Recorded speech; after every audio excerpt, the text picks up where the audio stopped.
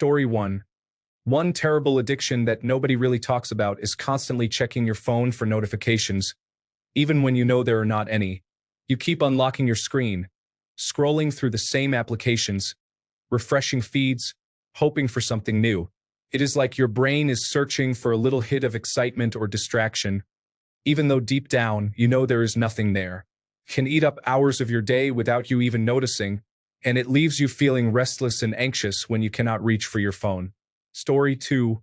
Overthinking creeps up on you, and suddenly you're stuck in loops replaying the same scenarios in your head.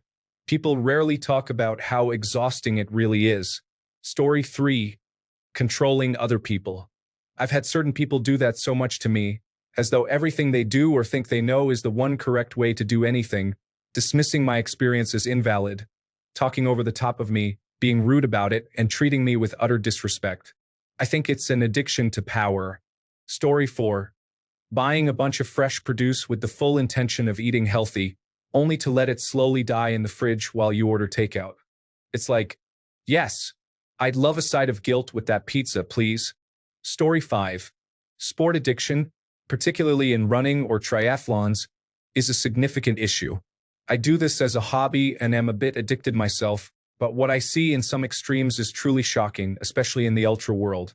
Some people completely destroy their bodies and yet still cannot stop. I knew someone who had several fractures in their hip and kept running. They spend hours and hours on sports each day, sacrificing family, jobs, and everything in their life except sport.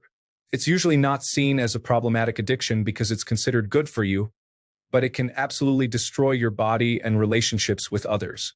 Sport is like a drug. I'm working hard on controlling my addiction, and it's been fine, but it takes a real effort. Some of us just thrive off those endorphins. Story 6. Growing up in an enmeshed family, my parents were incapable of making friends or finding companionship. They had a horribly toxic relationship with one another. Anyone they came across would be the bane of their existence for some reason. This mentality trickled down to my two sisters, who I later realized shared the same toxic traits of criticizing people, from decades-old acquaintances to best friends to random people in passing. I realized after being married to my wife what an actual normal household looks like, where people just get along and don't have a problem with one another. It hit me that my family was horribly toxic to new and old people. It is addictive to criticize people to lift yourself up, especially in group or friendship settings. It's so easy to go off on friends and people about minor stuff that would probably destroy your relationships in an instant. People who are constant critics don't even realize that they're the problem. They just notice that people stop talking or socializing with them after a certain period of time and then play victim in a vicious cycle over and over again. Story 7. Daydreaming. Not the regular bored at school or work kind of daydreaming, no, but the kind where you daydream for hours on end with no end in sight.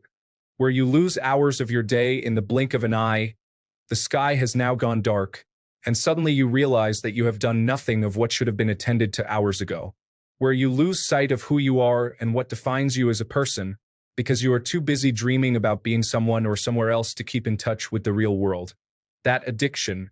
Story 8. Food addiction. There are so many things that are mentioned all the time: porn, internet, alcohol, but food addiction doesn't really get mentioned in real life and isn't taken as seriously as others. I'm almost embarrassed to say it in real life since people just mock me. At times, I've basically felt like I was eating myself to death and didn't have control over it. You never feel full unless you overeat unhealthy food. People call you disgusting or gross when you mention your experiences as a food addict, such as overeating to the point you throw up. Story 9. TikTok and endless scrolling social media feeds have irreparably damaged my brain. I have to watch everything on maximum speed now. Sometimes even a 1 to 2 minute TikTok video is too long for me, let alone a 10-minute or longer YouTube video. Story 10. Here's one I haven't seen someone mention yet. Exercise. People don't think of it as an addiction because it's generally good for you, but once you get past the point of diminishing returns, being a gym rat just eats up your time.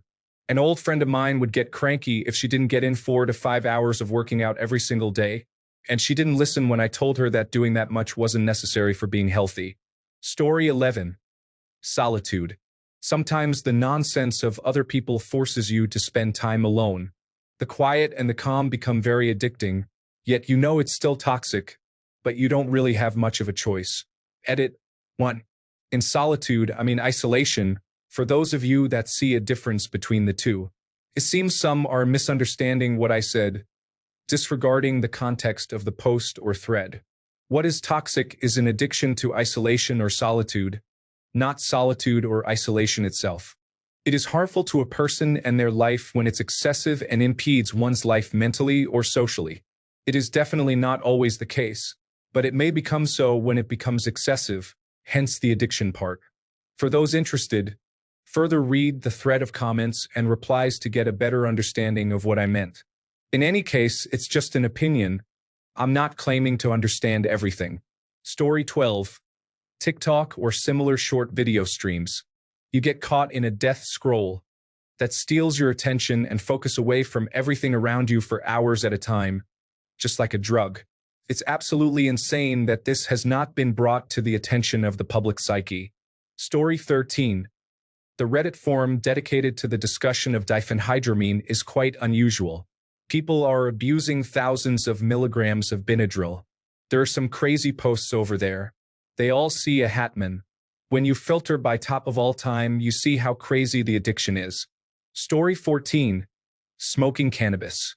I have been told it is not addictive, but I saw firsthand how it dominates and controls someone's life and how much it isolates them and causes problems in all of the relationships in their lives.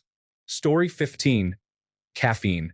Personally, I never felt more energetic since I stopped drinking coffee. I used to have energy crashes throughout the day.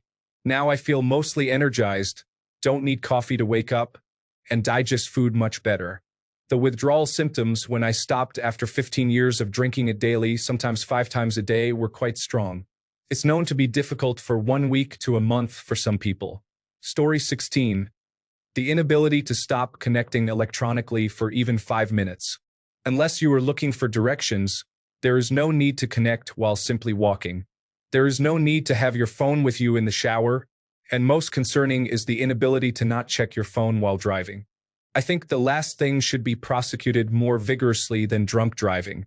The same dopamine reward structure is in place for this electronic addiction as is in place for every other addiction. It's a societal problem, and like most addicts, people will fight against losing their constant connectivity, even violently, if they feel it will help. Story 17.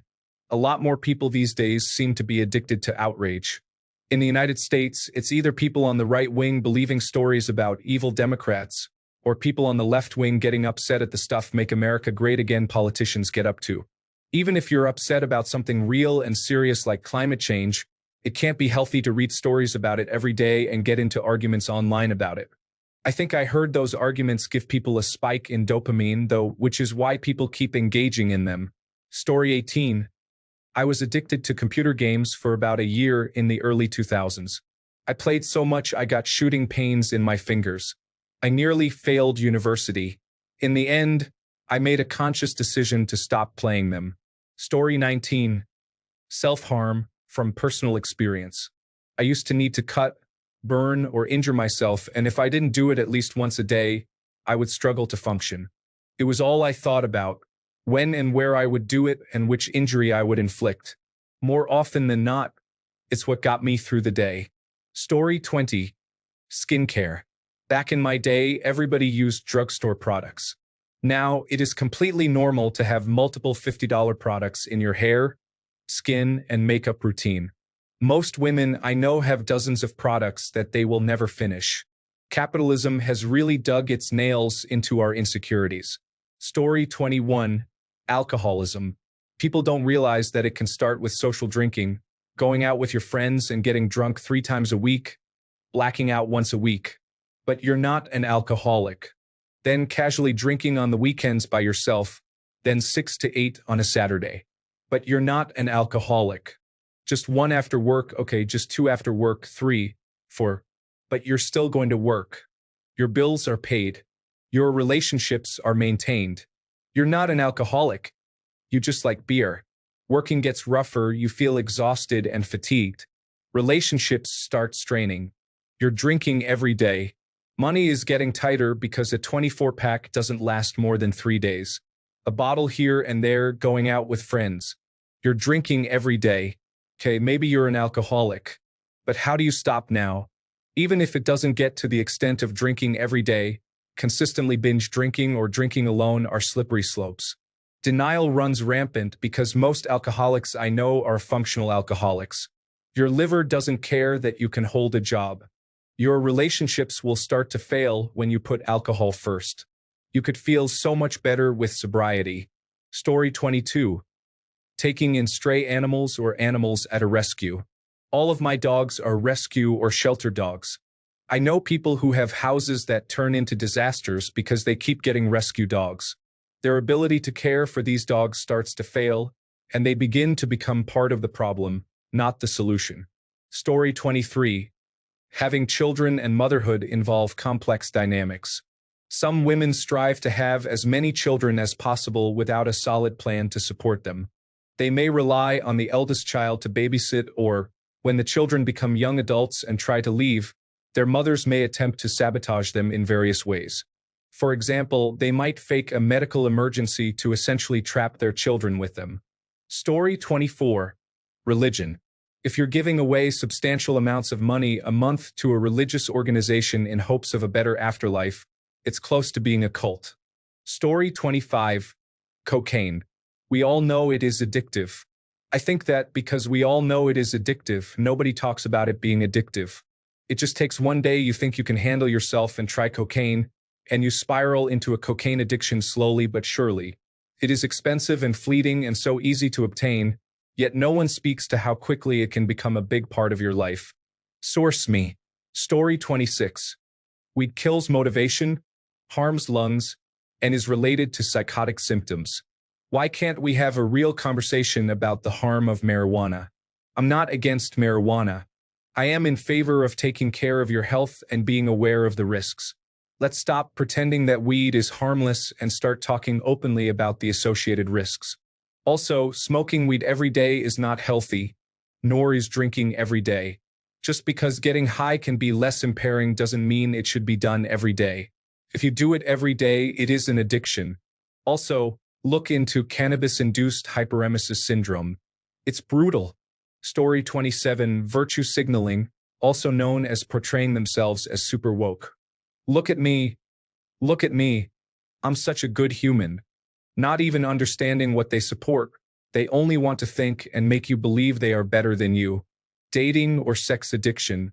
Let's keep scrolling. Playing the racist or victim card. It's so comfortable to be abusive. Just pretend to be the victim and blame others. Story 28. Lying. I know some people who can't handle a boring story, so they're out here with the real people just saying whatever about themselves. I can't stand it. Like, hey, that cool guy over there. He is also usually leading a boring life.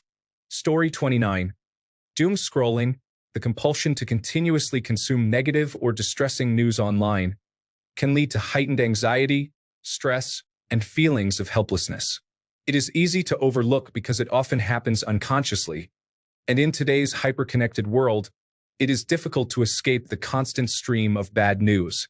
Story 30. Magic. The Gathering or Warhammer. I could have bought a house, but now I have armies of little men that are made of plastic and boxes of small pieces of cardboard with cool pictures on them.